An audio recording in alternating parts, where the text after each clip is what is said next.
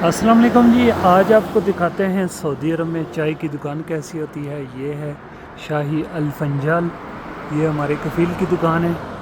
चंद दिन पहले इसका इफ्तिताह हुआ है और मैं आज आपको अंदर से दिखाता हूँ कि ये कैसी होती है।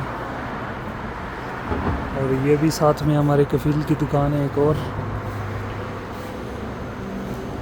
ये हैं जी, यहाँ पर सऊदी अरब में काफ़ी इकसाम की होती हैं चाय। और ये आप देख सकते हैं हर एक चैनक में अलग अलग किस्म की जो चाय है वो है। और मज़ीद यहाँ पर आप देख सकते हैं